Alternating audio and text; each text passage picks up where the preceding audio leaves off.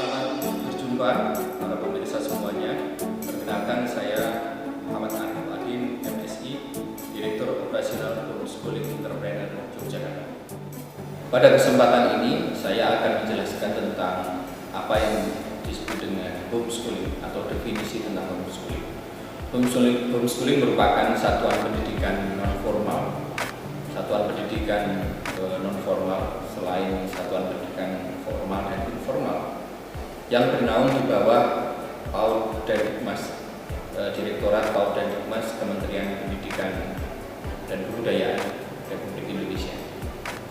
Homeschooling kedudukannya sama dan sederajat dengan satuan pendidikan yang lain, khususnya satuan pendidikan formal atau sekolah formal yang telah diatur dengan Undang-Undang Sistem Pendidikan Nasional, dan sekarang ini bahkan sudah diatur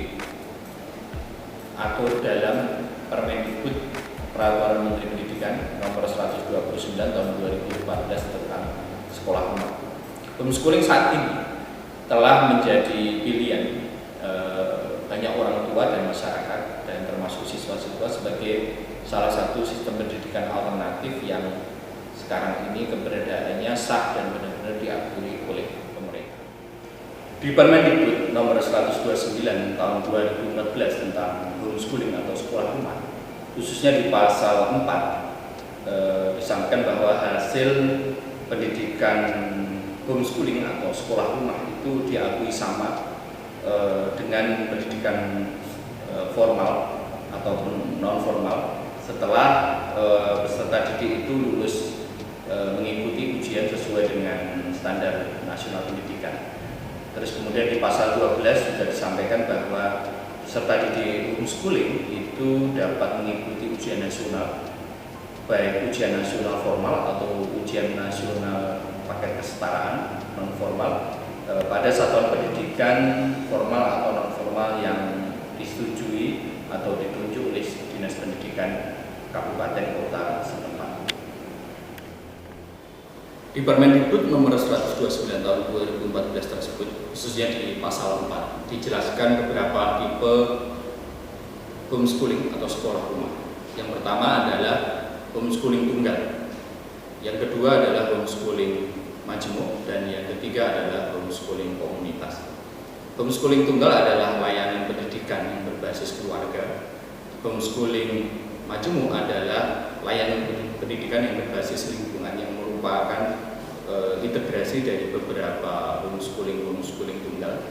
Sedangkan homeschooling komunitas atau sekolah rumah komunitas adalah kelompok belajar yang berbasis gabungan dari homeschooling majemuk dan homeschooling tunggal yang penyelenggaraan pendidikan bersama berdasarkan kurikulum, silabus, RPP, waktu belajar dan lain-lain yang sesuai dengan standar satuan pendidikan non formal yang dilembagakan dan diatur oleh pemerintah. Di dalam homeschooling komunitas ada beberapa model kegiatan belajar mengajar atau KBM atau sistem pembelajaran yang diterapkan. Yang pertama adalah sistem pembelajaran individual atau sistem private, di mana satu siswa didampingi langsung oleh satu guru, baik itu bisa di rumah ataupun di satuan pendidikan atau di sekolah rumah atau di homeschooling tersebut. Yang kedua adalah sistem pembelajaran komunitas atau belajar bersama-sama dengan beberapa siswa-siswa yang lain di homeschooling atau sekolah rumah tersebut. Yang ketiga adalah model pembelajaran homeschooling sistem mandiri atau tanpa pendampingan, di mana siswa belajar secara mandiri di rumah dan mendapatkan pembelajaran secara tutorial dan bahan ajar yang diatur dan dibimbing oleh sekolah rumah komunitas, namun tanpa mendapatkan pembelajaran secara tatap muka.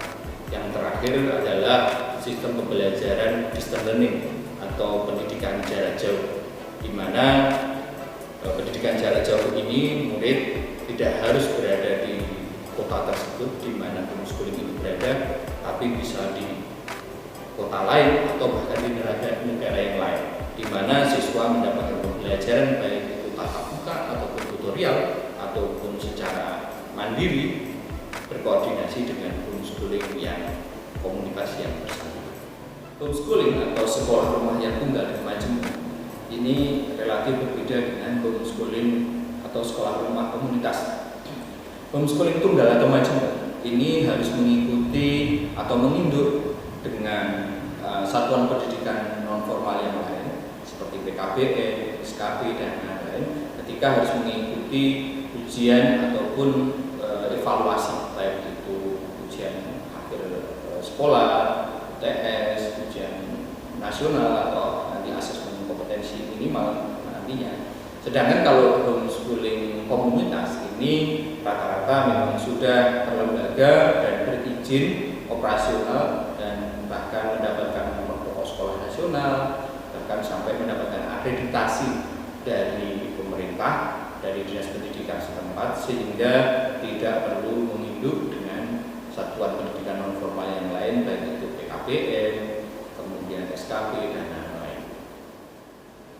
Homeschooling entrepreneur adalah salah satu homeschooling komunitas atau sekolah rumah komunitas yang berkantor pusat di Yogyakarta yang menekankan kepada nilai-nilai entrepreneurship bagi siswa-siswanya, khususnya kami berorientasi untuk mencetak entrepreneur muda yang mandiri dan kreatif, yang stressingnya atau titik tekannya adalah optimalan potensi intrinsik baik bakat dan minat siswa atau kadang disebut sebagai potensi otak kanan siswa, dan penanaman karakter nilai-nilai entrepreneurship di dalam diri siswa-siswa kita sehingga siswa punya kemandirian, kreativitas dan berorientasi menjadi pengusaha-pengusaha muda di masa yang akan datang.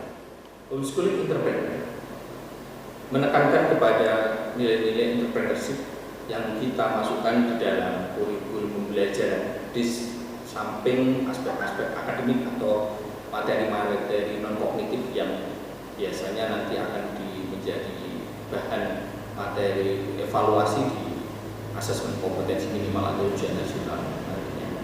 Nah, di sini materi-materi yang kita berikan ini berorientasi kepada skill atau keterampilan atau aspek vokasional seperti halnya public speaking, terus kemudian desain grafis, ya, terus kemudian content creator, web developer, terus kemudian IT, cooking class, ya, barista dan lain-lain yang sekarang ini menjadi preferensi atau menjadi pilihan bagi anak-anak milenial sekarang ini untuk lebih mengembangkan potensi dan bakat di sana. Sesuai dengan tagline Kementerian Pendidikan sekarang ini, yaitu tentang Merdeka Belajar, homeschooling entrepreneur juga memberikan kemerdekaan belajar kepada siswa-siswa peserta didik untuk memilih model kelas yang diinginkan sesuai dengan keinginan murid-murid kita, baik individu, komunitas, distance learning ataupun pembelajaran mandiri. Dan metode pembelajarannya juga kita lengkapi baik itu tatap muka secara langsung, tutorial, terus kemudian pemberian materi secara fisik dengan buku-buku bahan ajar, terus kemudian juga penugasan dan lain-lain. Di homeschooling entrepreneur, selain mendapatkan pendampingan dan pembelajaran dari aspek kognitif atau aspek akademik yang merupakan bahan ajar di ujian nasional atau asesmen kompetensi minimal nantinya, siswa-siswa juga dibekali dengan aspek-aspek non kognitif selain aspek-aspek vokasional, keterampilan skill yang kita sampaikan tadi. Juga anak-anak mendapatkan pendampingan secara psikologi oleh psikolog sekolah dan konselor sekolah yang bisa memotret sekaligus untuk menganalisa potensi, terus kemudian juga bakat serta aspek-aspek intrinsik yang menjadi keunggulan dari siswa masing-masing, dari aspek kecenderungan otak kiri otak kanan, aspek multiple intelligence-nya, learning style-nya, driven modelnya, learning sensitivity-nya, sampai manajemen kerja atau style-nya. yang nantinya akan sangat bermanfaat untuk orang tua bisa mendapatkan referensi bagaimana sebetulnya secara komprehensif potensi anak dari aspek psikologi. Selain itu juga homeschooling entrepreneur juga mendampingi siswa-siswa untuk bisa terus punya kemandirian dari aspek-aspek non kognitif yang lain.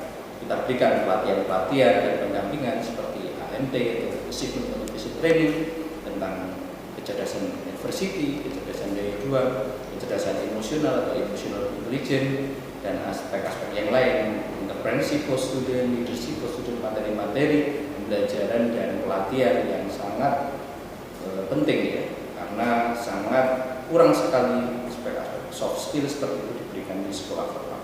Itulah diantaranya keunggulan ya, yang kita bisa berikan kepada anak-anak dalam rangka mengantarkan meretas masa depannya di masa yang akan.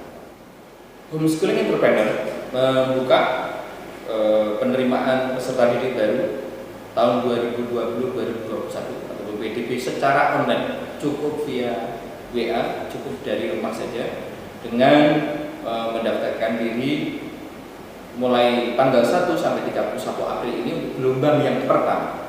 Yang mana pada gelombang yang pertama ini kami memberikan diskon yang sangat spesial, yaitu diskon 50% uang pangkal bagi 50 peserta yang pertama yang mendaftar di Homeschooling Entrepreneur Yogyakarta. Untuk informasi lebih lanjut tentang penerimaan murid baru, peserta didik baru di Homeschooling Entrepreneur bisa dilihat melalui medsos-medsos kami, baik Facebook, Twitter, IG, Instagram, ataupun web kami di medsos atau sosmed kami yang ada tertera di bawah ini. Segera daftarkan putra putri Bapak Ibu untuk bergabung belajar bersama Homeschooling Entrepreneur. Merdeka belajar bersama Homeschooling Entrepreneur Yogyakarta.